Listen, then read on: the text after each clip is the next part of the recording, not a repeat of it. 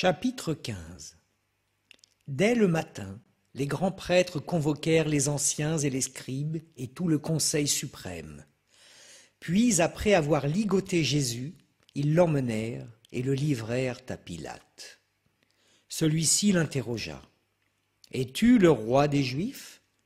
Jésus répondit, « C'est toi-même qui le dis. » Les grands prêtres multipliaient contre lui les accusations. Pilate lui demanda à nouveau, « Tu ne réponds rien ?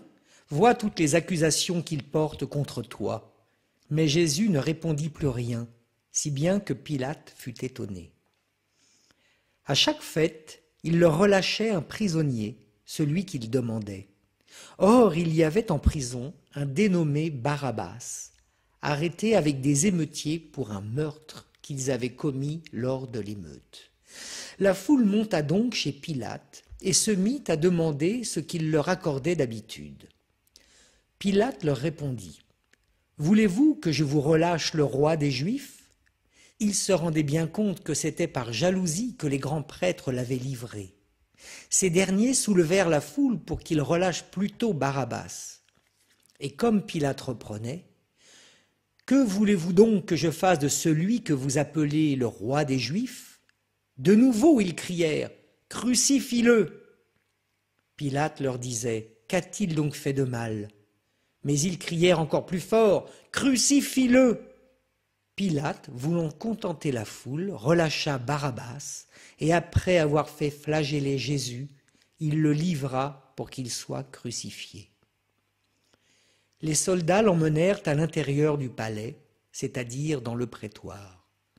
Alors, ils rassemblent toute la garde, ils le revêtent de pourpre et ils lui posent sur la tête une couronne d'épines qu'ils ont tressée.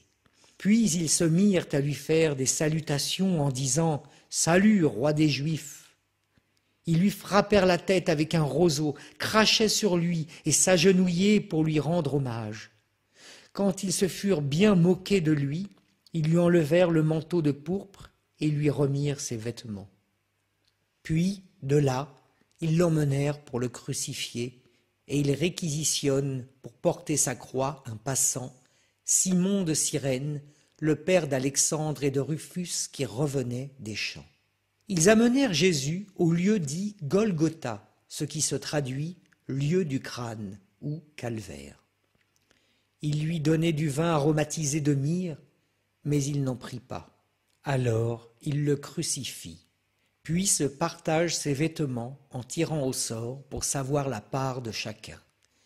C'était la 3e heure, c'est-à-dire 9 heures du matin, lorsqu'on le crucifia. L'inscription indiquant le motif de sa condamnation portait ces mots « Le roi des Juifs ». Avec lui, il crucifie 2 bandits, l'un à sa droite, l'autre à sa gauche. Les passants l'injuriaient en hochant la tête. Ils disaient « Hé, toi qui détruis le sanctuaire et le rebâtis en 3 jours, sauve-toi toi-même, descends de la croix !» De même, les grands prêtres se moquaient de lui avec les scribes en disant entre eux « Il en a sauvé d'autres et il ne peut pas se sauver lui-même. Qu'il descende maintenant de la croix, le Christ, le roi d'Israël. Alors nous verrons et nous croirons. » Même ceux qui étaient crucifiés avec lui l'insultaient. Quand arriva la 6e heure, c'est-à-dire midi, l'obscurité se fit sur toute la terre jusqu'à la 9e heure. Et à la 9e heure, Jésus cria d'une voix forte, « Éloi, Éloi, lema sabachthani » ce qui se traduit, « Mon Dieu, pourquoi m'as-tu abandonné ?» L'ayant entendu, quelques-uns de ceux qui étaient là disaient « Voilà qu'il appelle le prophète Élie !» L'un d'eux courut tremper une éponge dans une boisson vinaigrée. Il la mit au bout d'un roseau et il lui donnait à boire en disant « Attendez, nous verrons bien si Élie vient le descendre de là !» Mais Jésus, poussant un grand cri, expira. Le rideau du sanctuaire se déchira en 2, depuis le haut jusqu'en bas. Le centurion qui était là, en face de Jésus, voyant comme il avait expiré, déclara « Vraiment, Cet homme était fils de Dieu.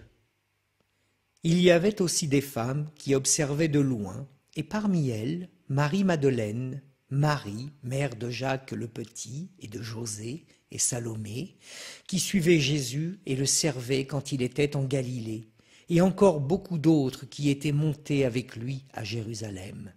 Déjà il se faisait tard. Or, comme c'était le jour de la préparation qui précède le Shabbat, Joseph d'Arimathie intervint. C'était un homme influent, membre du conseil, et il attendait lui aussi le règne de Dieu. Il eut l'audace d'aller chez Pilate pour lui demander le corps de Jésus. Pilate s'étonna qu'il soit déjà mort. Il fit appeler le centurion et l'interrogea pour savoir si Jésus était mort depuis longtemps. Sur le rapport du centurion, il permit à Joseph de prendre le corps. Alors Joseph acheta un linceul, il descendit Jésus de la croix, l'enveloppa dans le linceul et le déposa dans un tombeau qui était creusé dans le roc. Puis il roula une pierre contre l'entrée du tombeau. Or, Marie-Madeleine et Marie, mère de José, observaient l'endroit où on l'avait mis.